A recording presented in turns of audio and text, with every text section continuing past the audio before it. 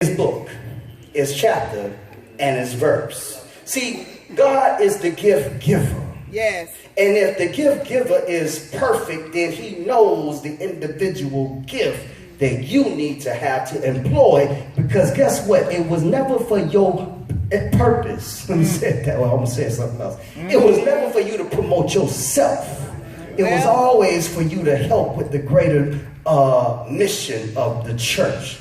In verse number 8, he says, this is why the scriptures say when he ascended to the heights, he led a crowd of captives captive, and he gave gifts to his people. Now, what you need to know is he's going to enumerate or talk about these gifts. These gifts come in the form of people or offices that he has sectioned out and placed them in. While there is also gifts that you have individually, but these gifts he gave are to help unwrap so the gifts you have can be used. These are some gifted folk in verse number 11. But in verse number 8, here's some of the challenge that we have. Going into verse 9, there's a reason why some of us don't use our gift. And maybe it's not you per se, but some of us get persecuted by us for using our gift. Okay, we're going to see.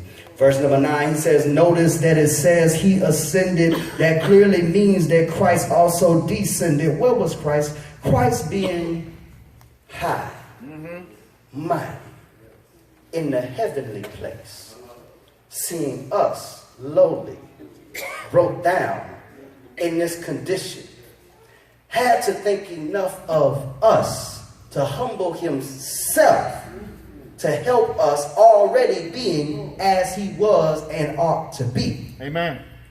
There is some blockage, especially among our people, when we are trying to get greater on a social and economic level. There is blockage trying to get there, and if we get there, there is blockage trying to help other folk get there. Yeah, you know what I'm saying? He became a leader to make us better. All right. He lowered himself to help us ascend to where he was. The true measurement of being great is not simply that you can get there by yourself, but can you descend back to where you were and maybe a little bit lower to help somebody achieve where you have gone? And in order to do that, you can't be ashamed or hide or keep your gift wrapped up. You got to be able to use what the Lord deposited in you and recognize that he is the perfect gift giver. But so many of us are looking at self and not employing the gift. Go ahead now. For the purpose that he gave it to us. Amen. We suffer because when others become greater, they fear becoming lesser because the lesser is already jealous of the greater. Come on now. Well, come on. I'm going to say it again. I wrote this and I want to read it like I wrote it because it made sense to me then. I hope you can feel me. He said, I said, we suffer because when others become greater, they fear becoming lesser because the lesser is already jealous of the greater. Now watch this. Now those who are in the middle never strive for greater because they can walk amongst both worlds without being hated. Well. Never realizing true greatness is to be able to descend and show the lesser how to ascend. Taylor, what you're saying? I'm saying, see, the greater, they just rather stay where they are because they done made it, and all we doing at a lower level is hating on their gift. So they find it to be a robbery to descend like Christ descended and come down here and help us because we already talking about they think they something. They think it's so good. So they have already made it to another height and they neglect the usage of their gift. They don't want to unwrap their gift for you to use it because we have already called them lesser than what they truly are. Now watch this. So the lesser is talking about the greater. And the greater is afraid of the lesser because they don't want to lose also their greater status. But what most of us and where we are is somewhere That's right. in the middle. Amen. Well, The middle is not a good place. Well, amen. Why is the middle not a good place? Because if I keep you in the middle, you get comfortable yep. Well, with not being hated on by either.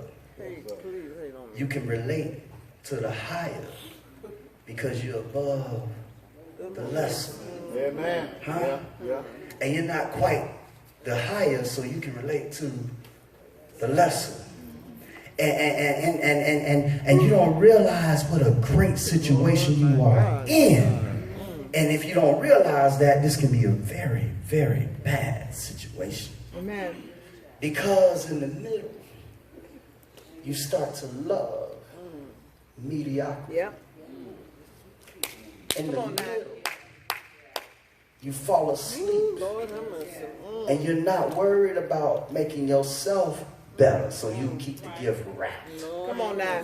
In the middle, you comfortable with not having haters of the lesser because you can identify, so you keep your gift wrapped. Because you know that if you unwrap your gift and started working, not only will you might even expose some of those in the middle and some of the lesser, because when you start working, when you come in here working and they've been in here for a while and ain't done nothing, you start to expose that they really sleep. Amen. Right. Go ahead. Why is it that we can have new folk come to the body of Christ, be baptized for the remission of their sins, have their gift activated and be fully employed using their gift because they're anxious to unwrap it, while at the same time you may have those that are in the middle and of the lesser, Well, and then they find out they're being looked down on. Lord have mercy.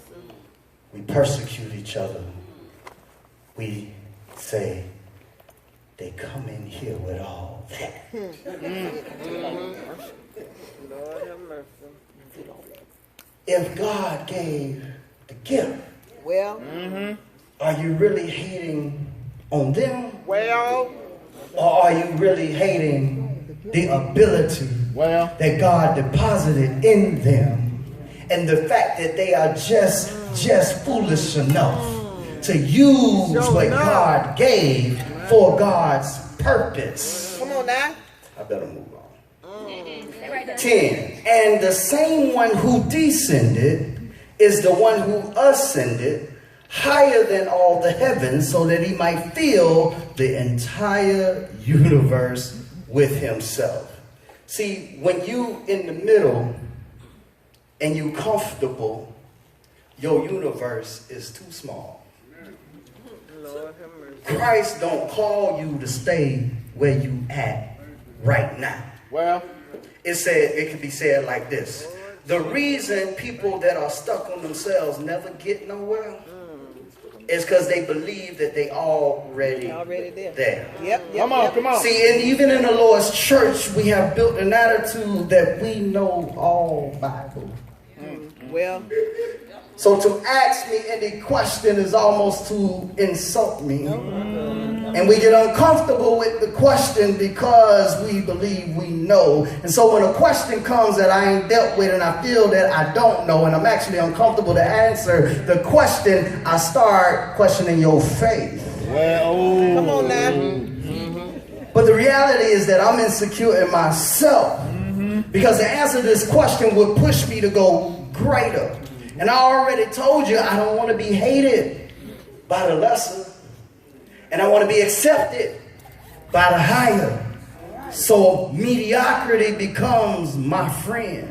Well, And I remain where I'm at. Taylor, what you're saying, what's the problem with the church? The problem with the church is that we still try to employ 50-year-old gifts. yeah. I say it this way. 50-year-old so-called tradition. Yeah. And you ain't there no more.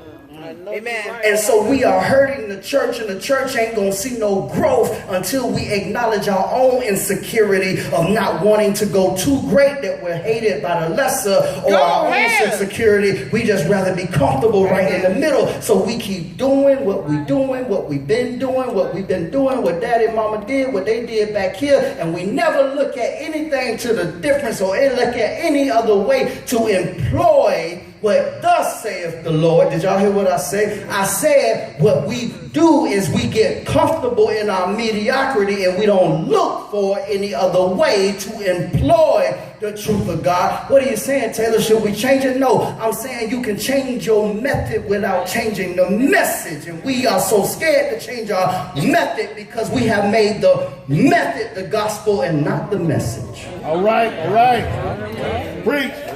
When you make the method the gospel. See, you can't, this is how we flipped it. This ain't even it now.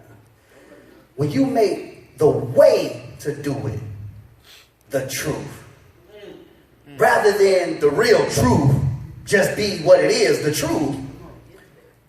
See, you can't change the truth.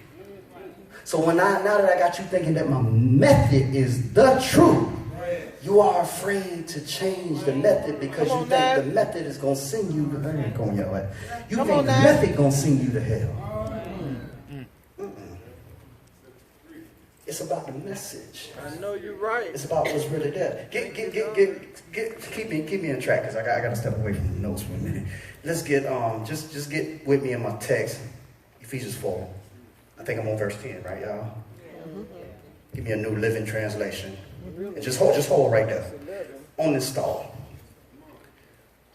Because we may have a different way we sing. We start to take shots from people that don't do it that way. So the question then becomes, is the way, I'm talking about method. Come on now. Come on now. Is the way the gospel, or is the gospel just what it is? So when I go back to my standard of what I should do, I'm looking to see if it tells me how I should do. To see if whether or not you are justified in your hateration of the way I'm doing what it is I'm doing. I'm going slow on purpose. I want y'all to get this. I know you're right. So then when I go back to the standard of truth, when I go back to the Bible, I have to see if it tells me the way in order for you to be justified in your hating of what I'm doing. If I should consult with the truth, and the truth give me a generic command of saying, then I must ask another question. Well, come on now. Who are you Come on now. to dictate the way when the perfect one that gave me the gift never dictated how I should do this? And or is it actually that you might be on the lesser and you perceive myself as being on the higher? So in order for us to be the same, instead of you trying to us sin, you rather for me to descend. Yeah. With the hopes that we can be on the same level.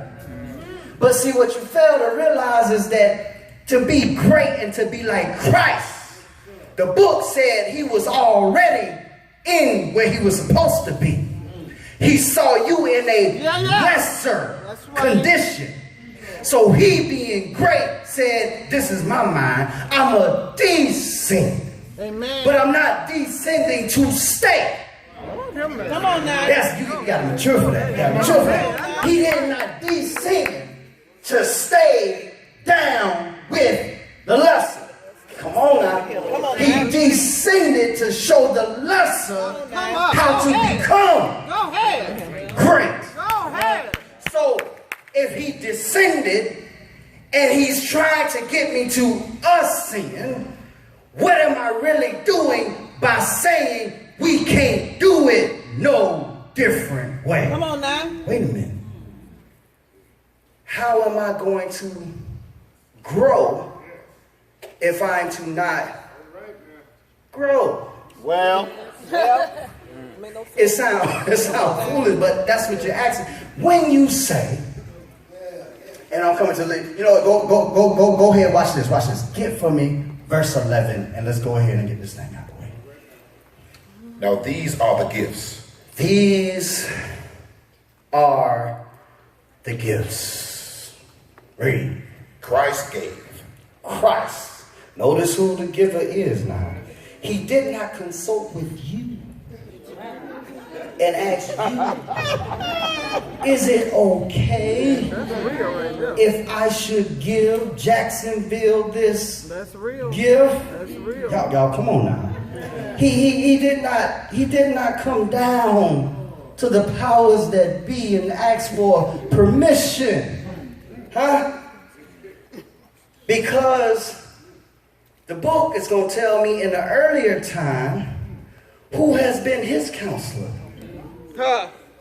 Who's going to advise him on how to distribute the gift. And if we're talking on this level of geographical level, and we're talking about a certain parameter, and he knows what's good, could it be that he saw a place in a lesser, so he sent a greater gift to bring the lesser up to where it ought to be? Some of you are already speculating where it's going. Guess what? You're right.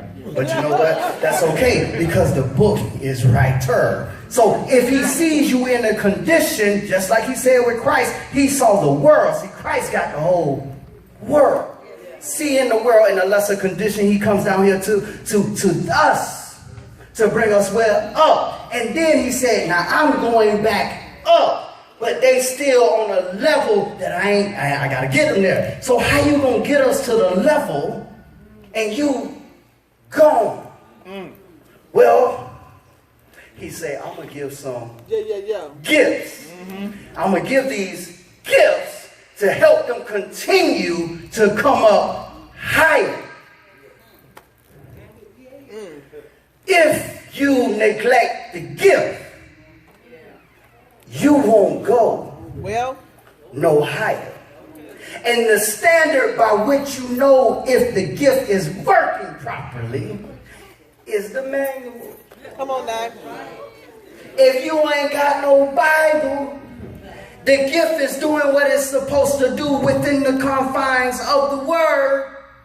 Let the gift be what Christ meant for it to be.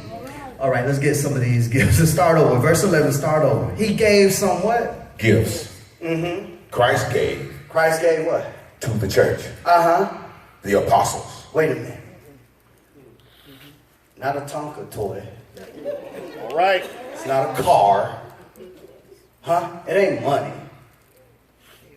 This sounds like the gift of some office. All right. Some work to be done.